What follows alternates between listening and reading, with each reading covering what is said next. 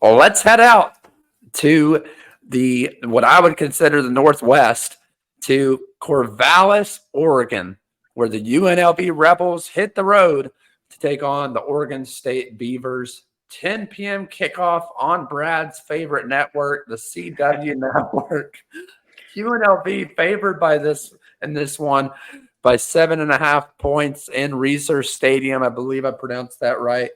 Two very intriguing programs heading into the 2024 season, and both have done fair, relatively speaking. I think UNLV's done a little bit better when we're talking numbers. Brad, I'll turn over to you. Again, another great matchup this weekend, and one of those games that could go either way depending on a home field advantage and being such a late kickoff. Thoughts on this game and who comes out on top in Corvallis?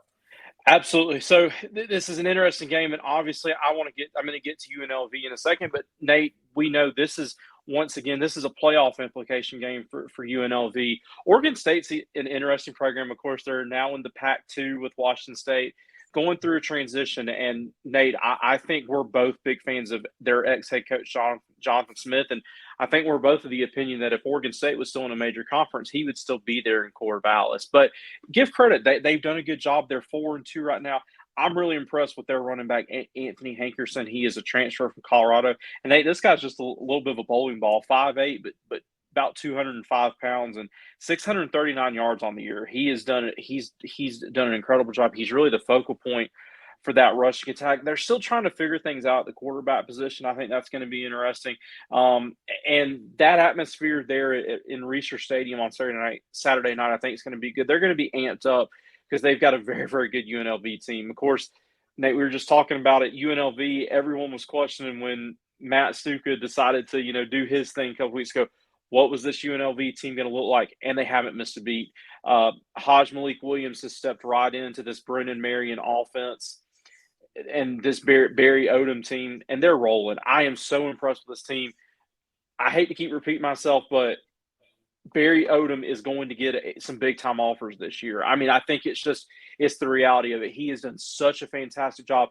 I've been reading a lot, several teams are upset with their offensive coordinator, and guess who they want? They want Brennan Marion to be the name. So UNLV is a hot program right now. As I mentioned, they've got playoff implications. Nate, I'm going to turn this over to you, but give me the Rebels. Give me the Rebels big in this one. I love what this team is doing. I think Oregon State struggles to shut down Hajj Malik Williams in this rushing attack, and the Rebels keep their playoff implications alive.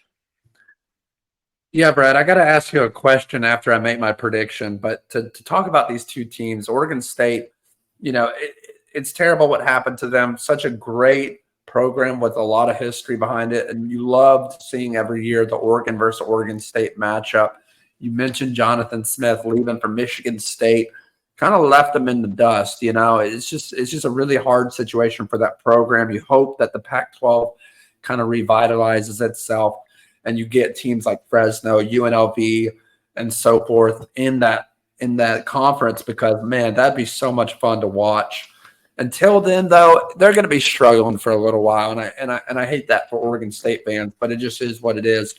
When you look at UNLV, you mentioned Barry Odom, you mentioned Brennan at the OC position, and then you mentioned a guy like Hajj Malik Williams, tongue twister right there. He hasn't skipped a beat either. When we look at the quarterback play, Matthew Sluka leaves, thinks he's all that. Oh, I deserve this. I deserve that. Well, guess what now, buddy? Now you're stuck in class, probably in micro or macro econ, and Hajj Malik Williams is just slinging it all over the field, putting it up numbers. And guess what? He's probably going to end up making a lot more NIL money than you will ever. So joke's on you, Matthew Sluka, but I'm not here to point fingers. I'm here to talk football and pick a winner. I'm taking the UNLV Rebels simply for the fact that this offense is so explosive. Defense is playing great. They're not a top 10 defense by any means, but they're playing really well, and they play consistently. UNLV leads this series 3-2, and I think they make it 4-2 this weekend.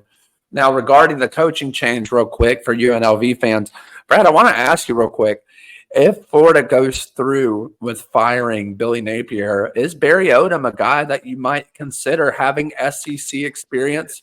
He's built a program. NIL has changed. We know Florida has the money.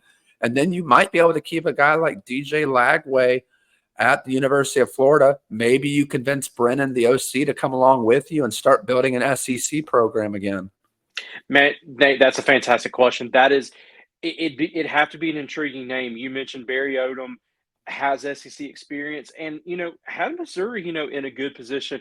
I do think he would have to get, I think a big pull to that would have to be Brennan Marion to come call that offense. And you mentioned, man, DJ Lagway in that offense would be fun, but we'll see how it plays out. I have to think though, if Billy Napier is done in Gainesville, here, in a little over 6 weeks, 6 or 8 weeks, I think Barry Odom's going to be on the short list. That's a great question, man. That really is. A couple of, not to get too deep, I think because of his success in Missouri and now at UNLV, I think there's going to be a couple of Big 12 jobs open and, maybe some of those Pacific Coast jobs open. He's going to be a hot name, though, for sure. That's a great question.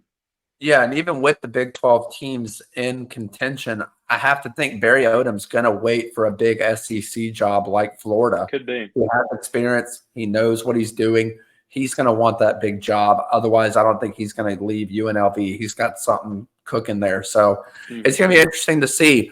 But for this game, let us know in the comments who you think is going to come out on top in Corvallis, Oregon, between the UNLV Rebels and the Oregon State Beavers.